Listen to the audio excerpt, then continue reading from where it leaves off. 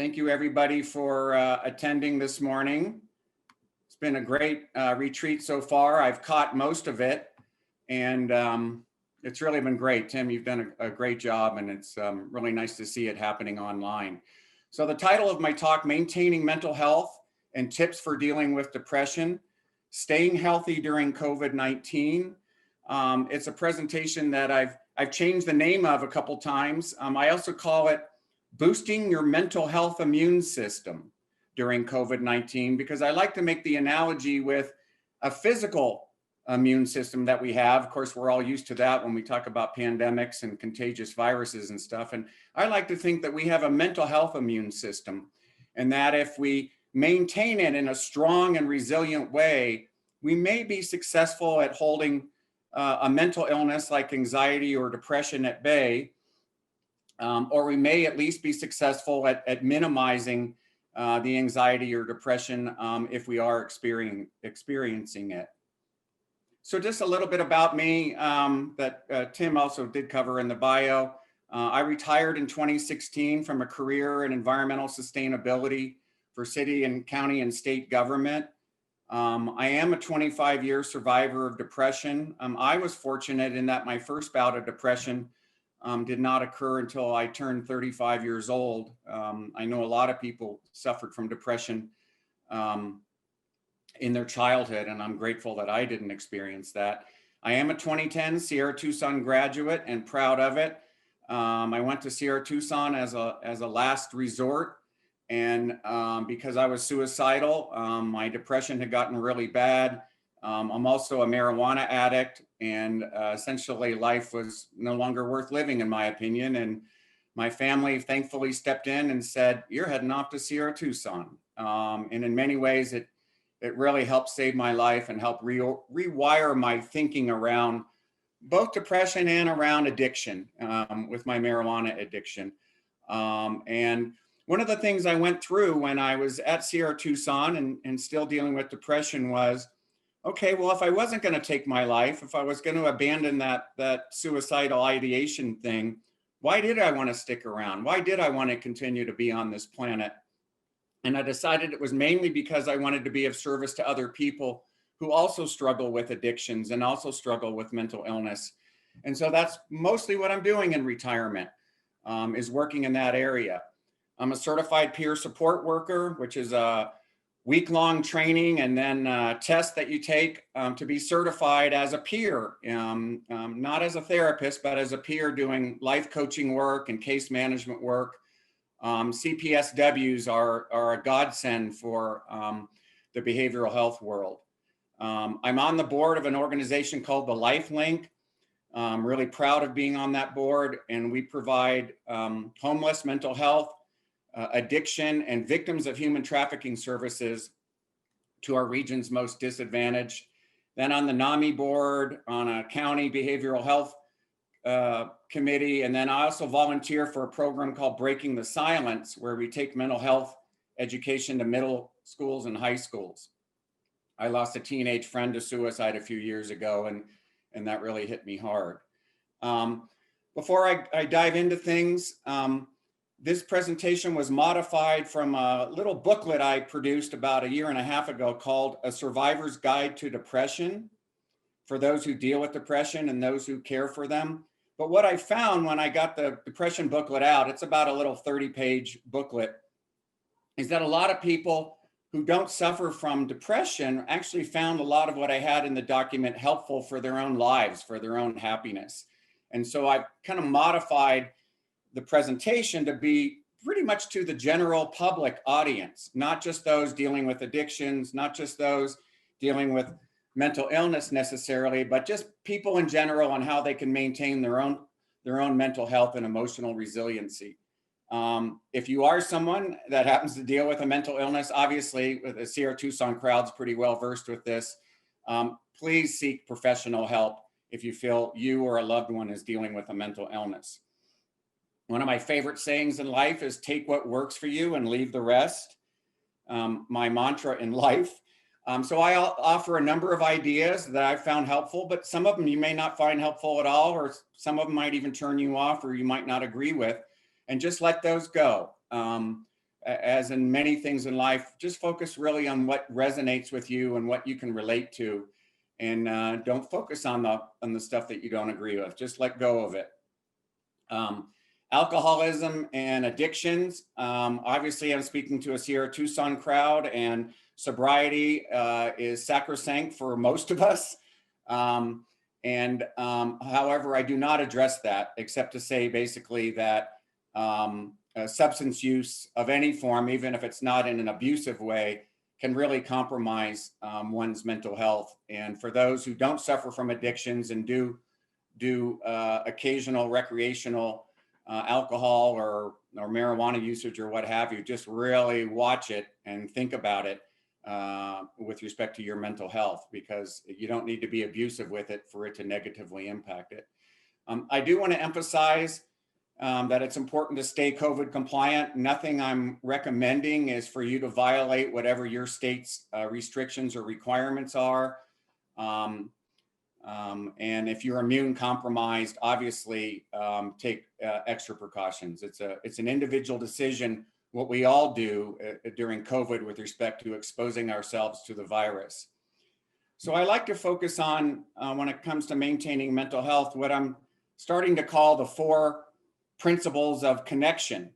And I want to give a shout out to Alana Sweetwater. If you missed Alana's beautiful performance last night, I'm sorry you did, because it was really wonderful. I was telling Tim before this started that Alana's kind of half accomplished singer songwriter and half therapist when she gives her performance. And it was a beautiful hour-long performance, and she focused on connection. And one of the things she had in lyrics in one of her songs was, "There's no substitution for the human connection called love." And I love that. And she was focusing on the importance of getting together with others. So these 4 principles of connection are connection with yourself, connection with other people, connection with nature, and then spiritual or religious connection. And I believe that through diversity, there's strength. That's true in the biological world. Biodiversity is the reason why our natural environments can be so healthy. And I think if we also focus on having diversity in our own mental health lives, if you will, that can be helpful as well. So what about this staying connected to yourself? That's kind of a confusing concept for many. And the notion is that you just need to do your best to be at peace with and love, and not just love, but like who you are, faults and all. We need to realize that each of us are unique individuals, and we're worthy of being alive and of being happy just the way we are. We're worthy of love, and that we need to embrace that. Even if we have things in our lives we wish weren't in our lives, or we wish we had done differently in the past, where we are kind of like snowflakes in that we're unique individuals, and with a special suite of qualities and perspectives and abilities that nobody really else has. And we need to recognize that. And so it's kind of a corny phrase to say, treat yourself as you would your best friend, but that's serious. Those internal voices that we tell ourselves, all these really negative things, it's like, well, would you be saying that to your best friend if he or she was in front of you? And probably the answer is no, that we're our own worst critics. And frankly, we need to stop it. I like to focus on, it's kind of corny as well, but if you remember Stuart Smalley on Saturday Night Live, when he would look into the mirror and say, "You're good enough, you're smart enough, and doggone it, people like you." And that's true. And you need to tell that to yourself. Okay, staying connected to others. It's definitely a challenge during COVID, but we really need to recognize that humans are social beings. We need to interact with and be around other people, ideally in person. And of course, originally, that's the only option we had for thousands of years, was to interact with each other in person. During COVID, it's not as easy. We need to improvise and mostly find other options to stay connected to others. But we do have some options to be around others in person, and we need to try to take advantage of those options when we can. our civilized world has become increasingly isolating. It's hectic schedules, email inundation, all this social medias, hours and hours and hours on our devices. And I like to say that all of these electronic communication tools, we've really increased how much we're digitally connected to each other, but in some ways we may be less in touch with each other than we used to be because of all these devices and because of the amount of incoming we have all the time through our phones and our laptops and our tablets and that sort of thing. And not just socializing with other people, but there's this notion of belonging. When you're part of a social group that meets regularly, like a book club or a church or a 12-step group. I'm a big 12-step attendee, hobbies. There's something about belonging to a group. There's something about the fellowship that comes with getting together with the same people, once a month or once a week, that provides a level of social contentness, if you will, that's not the same as just having a friend here and a friend there. And I like to say that fellowship gets talked about a lot in the context of church, but it really exists in all these other forms of group get-togethers as well. So I topic near and dear to my heart. I've been an environmental activist most of my adult life. I pretty much gave it up a few years ago, not entirely, but mostly because I was burned out and I really wanted to focus more on behavioral health issues. But this connection to earth and nature is one of the missing elements of most of people's lives these days. I mean, we recognize that earth is our home and the ultimate source of all life, including our own.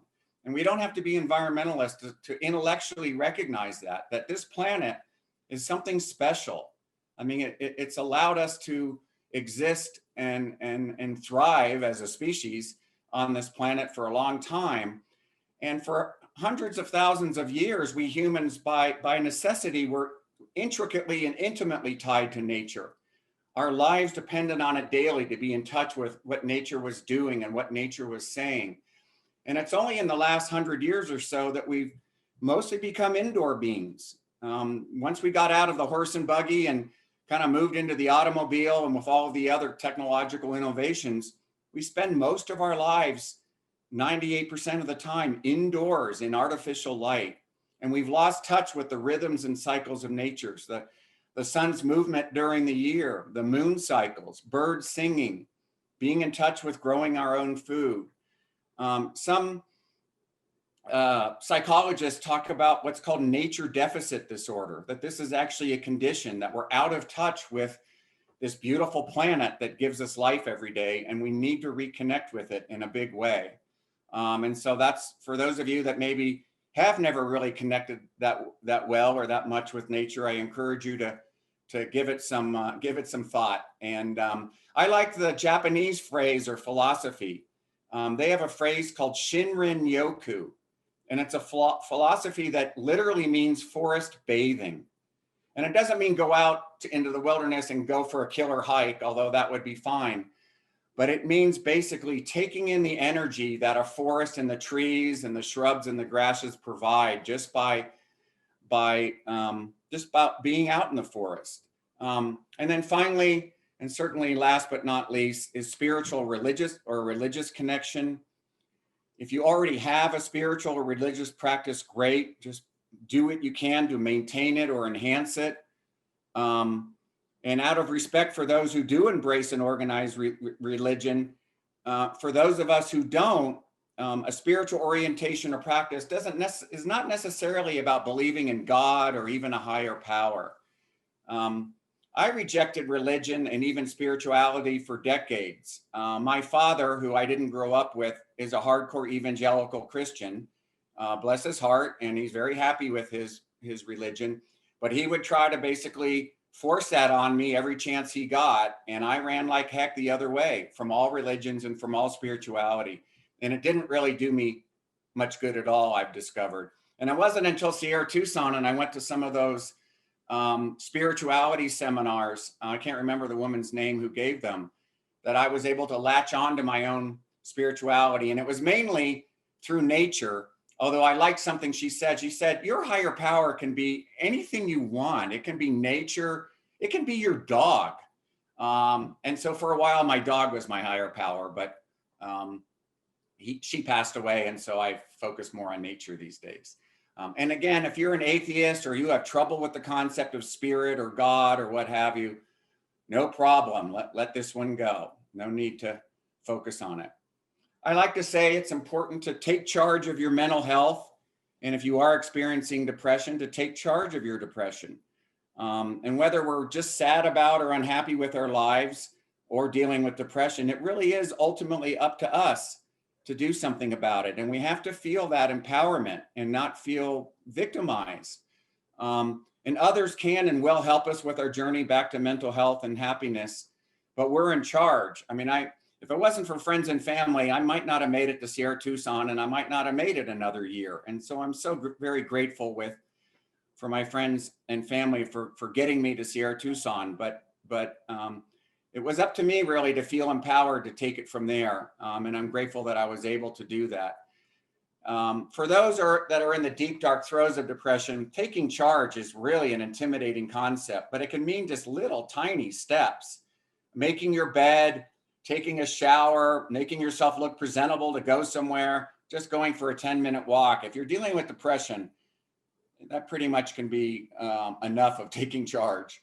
And really, this is really important. Praise yourself for the actions you are taking to get healthy and happy, however small. Because just the action of taking steps to get better, to feel better, to be happier or what have you, that will help you feel better about yourself and will in turn help you feel better. So pat yourself on the back, even if it was just something simple you did. You went for a 45-minute walk today or what have you. So I get into some specifics about applying these connection principles. And I hope maybe you have some other specifics to share once we get into the Q&A at the end. But a really important one is to be patient. And whether you're just unhappy, and I don't mean to use the word just, because being unhappy is not a lot of fun, even if it's not a depression. If you're dealing with unhappiness or if you're dealing with depression, it's not going to go away right away. And none of these things, there's no magic bullet, you know. I mean, we all wanted to take a happy pill with our depression and they can help, but they don't solve everything. And not one single thing will make everything better. These things work in tandem in collection, if you will. And it's just important to be patient with it because it's just not probably going to go away in the next week or two. And it's important to just accept that. Second is don't isolate. And people say, well, I have to isolate during COVID, but I like to say that you have to be socially distant during COVID, particularly in that indoor setting, but you don't have to isolate. There's a difference. And thank goodness for Zoom and video chatting and the phone. We have ways of staying connected to other people that, yes, they're not as good as being together in person, but it's much better than not having Zoom. And it's a way of staying connected and staying human, if you will. My family's had a couple of family reunions. I've got a family, extended family all around the country, and we've gotten together for family reunions, which have been fun. Although with 25 people and nobody deciding to chair the meeting, it's a little bit of a free-for-all, which is not what you want with Zoom, but it's been fun no matter what. Obviously, if you're dealing with depression, one of my biggest things when I'm dealing with depression is isolating. I don't want people to see me like that. I don't want people to just sort of know what's going on with me. And so I isolate. And that's understandable, but try to not isolate anytime you can. And if you've got loved ones checking up on you by phone or by email or whatever, do your best to give them a call or an email back. And let them know you're doing okay, because they're going to be concerned about you, and you don't want that. Third, get out of the house. I will say this a lot, get out of the house. When I got back from Sierra Tucson, I still had depression in probably the 4 to 5 out of 10 land, surprisingly. I mean, I arrived with it probably 12 on a 10 scale. My depression was through the roof. And one of the things I put on my bulletin board when I got back was get out of the house. So I didn't isolate. And this COVID message of stay home, I understand the message and it's a simple message, but in some ways it's the wrong message because it leaves people with the idea that they're supposed to be locked up in their house 24/7. And that's not a good thing for our mental health. I mean, cabin fever is a real thing. My mother has it really bad right now in a senior living facility in a 400 square foot apartment. And cabin fever can be the beginning of a serious mental illness. And so in a COVID safe way, if you can get out of the house some, that would be good. A simple walk in your neighborhood. Here in New Mexico, we're supposed to be wearing a mask when we walk in our neighborhood. I think that's a little much, but that's our restriction. So there you have it. But I will emphasize, if you go for a walk or anytime you're trying to be present or practice mindfulness, try to leave your smartphone behind back at your house. It's really hard to be present and to be aware and to be mindful if you're checking your smartphone every 1 or 2 or 3 minutes, which a lot of us tend to do if we have it in our pocket. Just gardening, of course, we're running into fall now, so gardening is not so much of an option. Or hanging in your backyard. A lot of people, I've seen people have visitors over in their front yard and they'll be 10 feet apart, but one couple will have another couple over for happy hour or for snacks, and they'll be visiting 10 feet apart in their front yard. The concern, of course, is now we're heading into fall and into winter, and some of these outdoor socializing options are going to be even more limited, which means we need to step up our game, if you will, in some of these other areas to try to maintain our mental health. Fourth is really important, be wary of social media. On Facebook, which I have a little bit of a spend too much time on problem with, I'll admit, but I'm getting better, I think. Everyone's life on Facebook is awesome. Everyone puts their best foot forward on Facebook. Look how happy I am. Look how popular I am. Look at this great new job I got. I just got married. I'm in a great relationship. And it's easy, particularly if you're not feeling good about yourself, to look at all of that and by comparison say, boy, my life is really not so good at all. And you don't want to do that. And that's the danger of Facebook, is that we compare ourselves to all this, great things that are going on with everybody else's life. So just, be aware of that. And of course, there's a lot of angry, disrespectful, what I would call toxic discourse on social media, a lot of it political. Really avoid it at all costs. There's frankly nothing good that will come of it.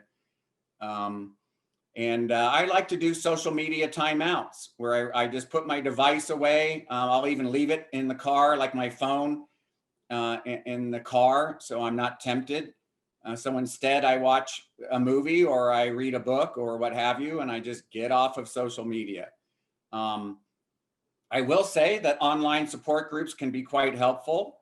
And Tim's done a great job with Sierra Tucson's online support group during COVID. I think he's up over, 500 or 600 support group meetings now, something like that, Tim. That's amazing.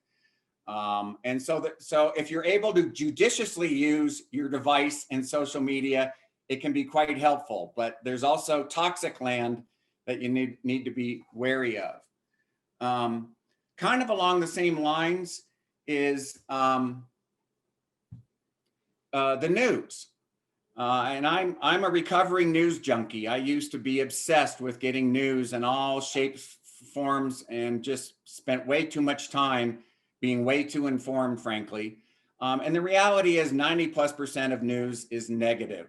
Wars and oppression and police this, and it's just not generally a very upbeat thing to be in touch with.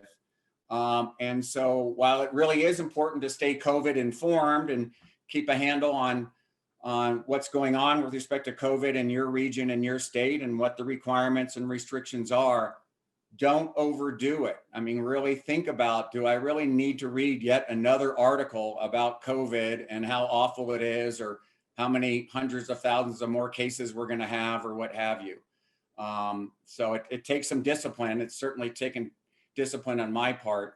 And just like with social media and devices, I do a news timeout and I minimize the news that I'm getting, particularly during this election season.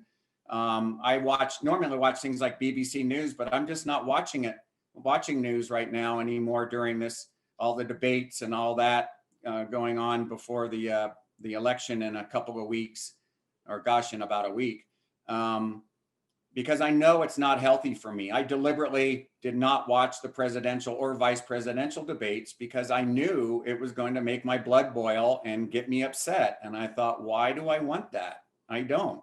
Even though I was intellectually curious about, how the debate went and how my candidate was doing and all that. I just said, no, I'm not going to do it.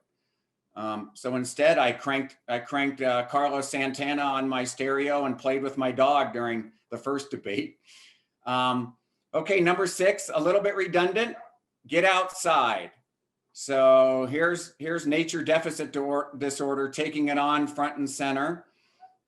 Sun and fresh air and sitting by a body of water, by a creek, are all mood enhancers. They've actually shown that bodies of water give off negative ions, and negative ions are supposed to be mood enhancers. And so that's one reason why some people think we feel better when we sit next to a lake or a creek or what have you. And any form of getting outside is going to be helpful. You can go for a walk in your hood, reading in your backyard, hanging out at a city park, or going for a challenging hike in the wilderness. But getting outside doesn't mean you have to drive half an hour to some trailhead and then do a 4 or 5 hour killer hike. I mean, it's great if that's what you like to do, but getting outside can be just literally walking around your neighborhood. And again, be as present and as mindful as you possibly can. I like to do walking meditation, particularly when I'm not walking my dog. Walking meditation's a little tough with my dog because he's a little too demanding on leash. But I like to do silent walking meditation quite a bit during the week. And we did that at Sierra Tucson, which was really helpful. And it's just in that silent meditation, I'm being aware of and noticing everything I possibly can. I'm being as present as possible. The birds chirping, wind rustling the leaves. I might stop and watch the ants cruise around an ant farm, or watch a couple ravens squawk at each other. We actually did this exercise at Sierra Tucson, this awareness exercise where we went out into the desert and sat by ourselves. There was maybe like 12 or 15 of us. And then our facilitator, our therapist, said, take the next 10 minutes and focus on everything you see. And then we report that. And then it was focus on everything, close your eyes. Now focus on everything you hear, and then everything you feel, and then everything you smell, where it got us just hyper aware of our surroundings. And this, I've actually found in sobriety that this awareness or alertness that I can get sometimes when I do this actually feels like a drug. There must be some dopamine, something or other going on, because it actually feels like almost like a high, if you will, the alertness I get by doing that. And again, when possible, leave your cell phone at home or in the car. This is, in my opinion, an ongoing important theme, that our cell phones are great devices for a lot of things and for safety, but most of us probably are just too obsessed with spending too much time on our cell phones, and it's probably not healthy for us. I know it's not healthy for me, and I'm doing what I can to keep it in check.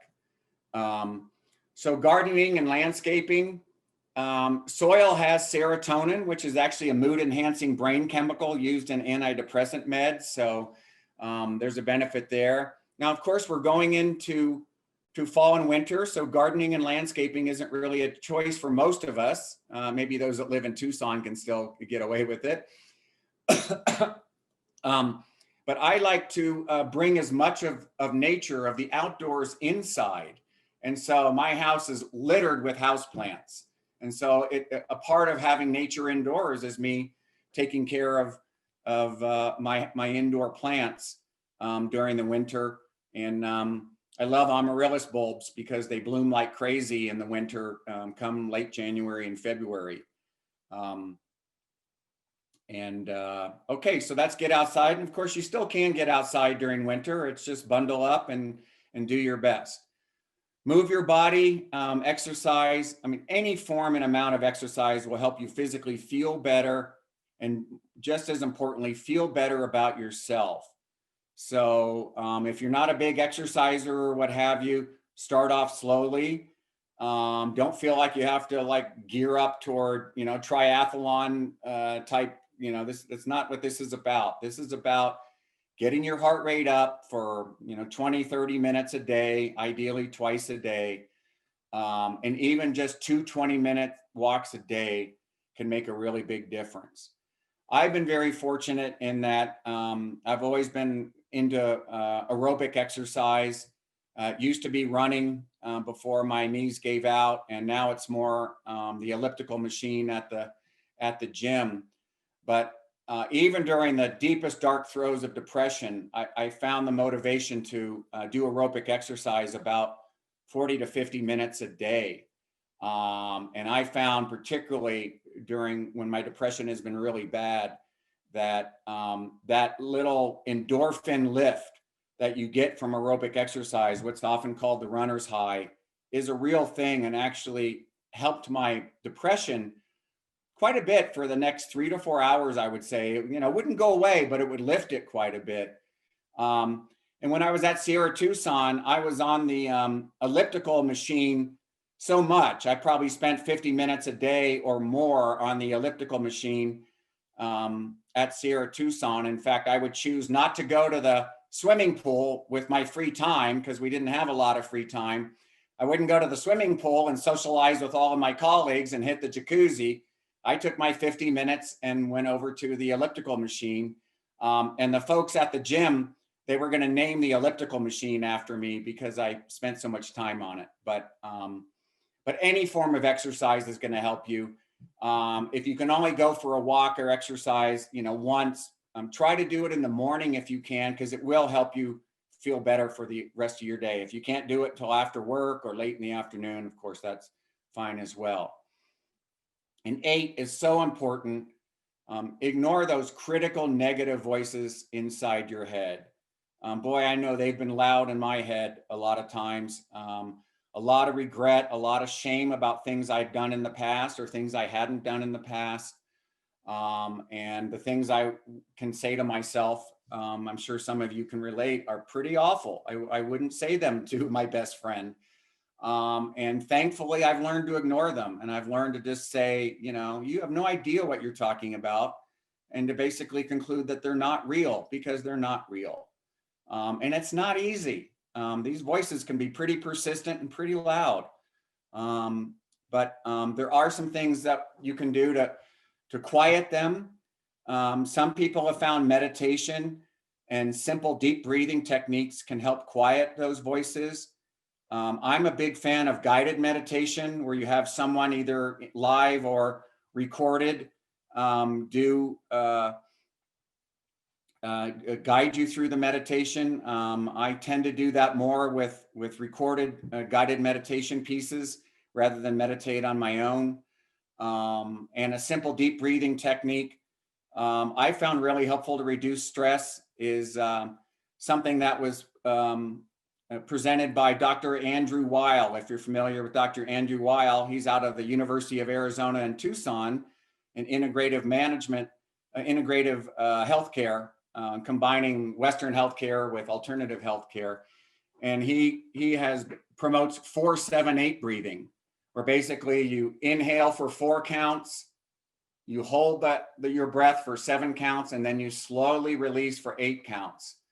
And you do that 10 times and it will seriously reduce your stress level. I've done it in work meetings that were driving me nuts. And all of a sudden I said, okay, I'm doing 4-7-8 breathing, for 10 counts. And it helps. I've done it, stopped at a traffic light. So again, tell those negative voices, they're not you, and get lost. Self-help reading. I've had some really nice benefit from self-help reading. There's some really good books in the Sierra Tucson bookstore, if I remember correctly. And one of my favorite nonfiction self-help books is Emotional Sobriety by T.N. Dayton. Anybody that had childhood trauma and is struggling with particularly a mental illness, but I think the book is also helpful for addictions. It's a wonderful book. I would recommend it. Other personal growth journey novels can be really neat. The Alchemist by Paul Coelho, or Pearl S. Books, The Good Earth, written back in the 30s, is just a classic novel about a personal growth journey that someone or a few characters undergo. And while I'm on the topic of reading, it's really important to not read or watch TV or whatever things that are toxic. So watching a movie or TV show that is full of violence and full of either oppression or, psychopathic, killers or what have you, is probably not a good thing to be watching if you're trying to safeguard your mental health. So just be careful of the things that you're ingesting with respect to popular culture and whether they're maybe on the toxic side. Healthy diet. I was glad to see, I think one, if not two of the seminars focus on diet and cooking healthy. Healthy diet gets talked about a lot, and we still tend to ignore it. I've tried to get better with my diet. And one thing to really watch, and I'm not expecting people to change their diets overnight and have an immaculate diet, but sugar and its even worse cousin, high fructose corn syrup, has been shown to really worsen depression. And so to the extent that you can minimize your sugar intake, the better. I have a big sweet tooth. I used to be a soda-aholic. I used to drink way too many Cokes. And for the most part, I got those out of my diet, and still have a problem with ice cream, but I try to keep it just to the evening. But if you can focus on fruits and vegetables and whole grains and minimize the junk food, if you will, it's going to help your mental health and your mental state. 11 really isn't directed to this crowd. If you're in recovery from alcoholism or any addictions, substance or behavioral, please do whatever you can to stay on your sober path. I'm hoping that COVID has not challenged you in a way with your sobriety that has made you relapse. I came really close to relapsing earlier this year with just getting in kind of a screw it, what the hell mode, and luckily caught myself before I went down that path. But it would be easy during these stresses to just say, screw it, I'm going to go back and use. And whatever you can do to find the strength to maintain your sobriety, I applaud you, and we all support you. 12 is really important, volunteering and being of service to others. And I love this quote by the Dalai Lama. If you want to make others happy, be compassionate. If you want to make yourself happy, be compassionate. And this is this idea of being of service to others, whether it's just making coffee at the beginning of an AA meeting, or helping someone with their homework, or being a literacy volunteer. Obviously, it doesn't have to be at all in the behavioral health area, but volunteering has a way of making you feel good about yourself that no other activity really does. And it's good to give contributions to nonprofit organizations that you support. They certainly need the funds, but it's not the same as having some skin in the game and really volunteering directly for some cause. And of course, there's the human element and the connection that goes along with that can't be discounted. I'm frustrated, and probably a lot of people are frustrated, because we can't volunteer in the same way in a COVID world that we can without a COVID world. I started getting involved with the Lifelink and getting involved with in-person support groups at the LifeLink, and then basically we're not doing them anymore, except we are doing them online. But anyhow, number 12 is extremely important. 13, embrace acceptance. Most of what goes on in the world and much of what happens in our personal lives, we just don't have any control over. And for decades, the wars and the violence and the oppression of both people and the planet and the earth was a source of fuel for my depression. And it was killing me. It was burning me up inside. And until I embraced acceptance, and of course, we all know that acceptance is the first line in the Serenity Prayer, accept the things I cannot change. I really wasn't going to do well until I found a way to accept both a lot of what was going on in the world that was really upsetting for me, but also accept a lot of my past that I was not happy with. And so it is important to just kind of embrace that. I don't mean to be downplaying anybody's trauma. For those who had serious childhood trauma, it's probable that such a person will be burdened with that trauma for maybe their whole life. And it's easy to say, oh, well, acceptance, but it's a bigger deal than that. And I don't mean to discount that. But I do mean to say that acceptance does not mean apathy, and it does not mean complacency. Just because you've learned to accept something that is upsetting for you, but you can't change, doesn't mean you've stopped caring, or even that you don't want to keep doing something about it. Embracing gratitude, that's really just doing whatever you can to focus on, what are the good parts of my life? Yeah, there's these really kind of unfortunate, not so good parts, but what parts of my life are working for me that I should be grateful for. And there's a reason therapists have us make gratitude lists, and so we can reacquaint ourselves with the fact that not everything is awful in our lives, and that there actually really is quite a bit of good, and that it's worthwhile to focus on that good and be grateful about it. Got a slide here that's specific to depression. I've probably had, 11 or 12 bouts of depression, from mild to very severe. I would say I was doing suicidal ideation pretty seriously a couple of times, one that led me to Sierra Tucson.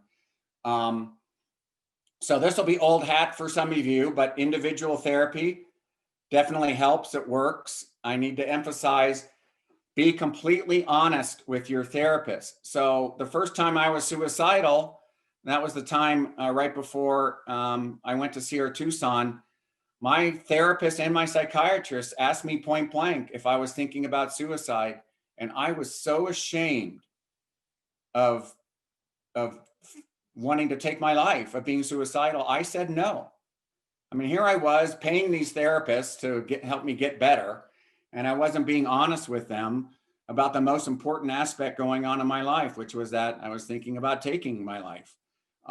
So be honest with your therapist.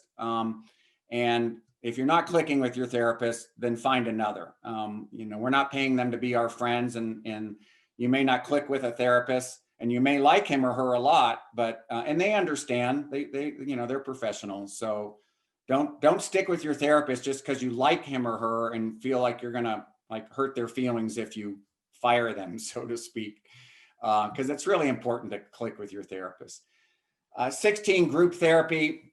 I am a huge fan of group therapy. I had done 0 group therapy until I went to Sierra Tucson.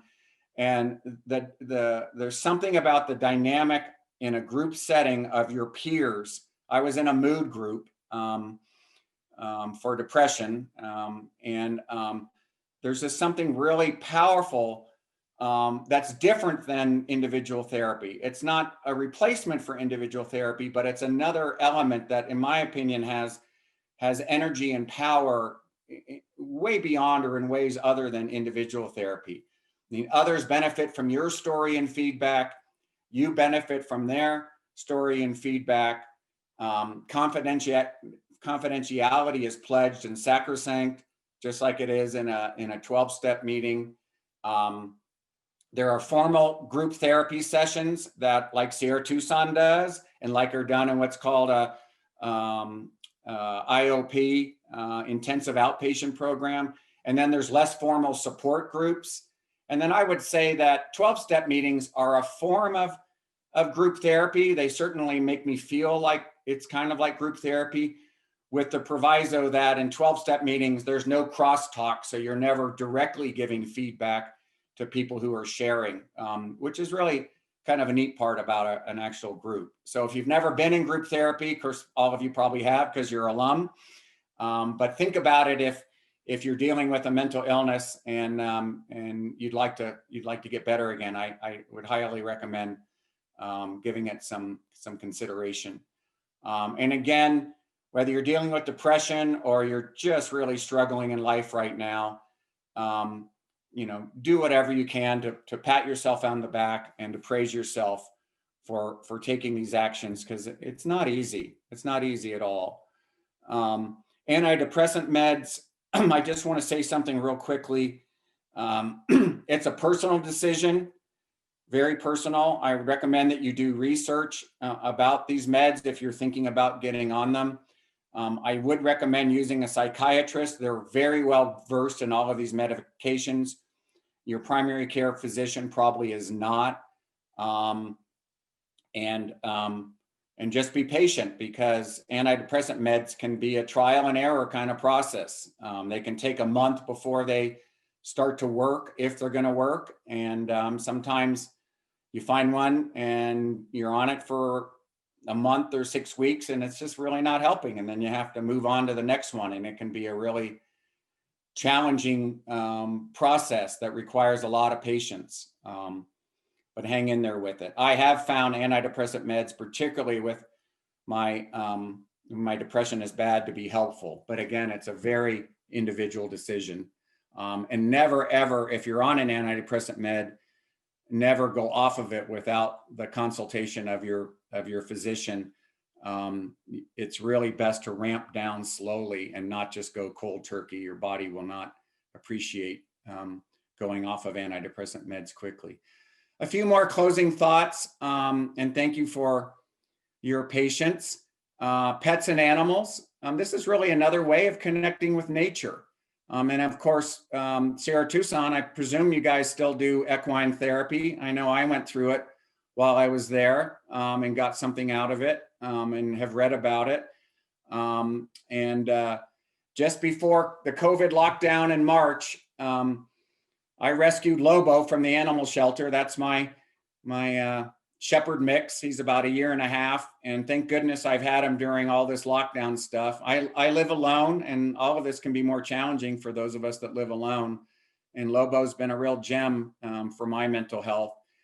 There was actually a Jeopardy question about a month ago that talked about petting a dog or a cat, that there's something about I hope I get this right, but if you pet a dog or a cat for 10 or 15 minutes, it lowers your cortisol levels in your brain.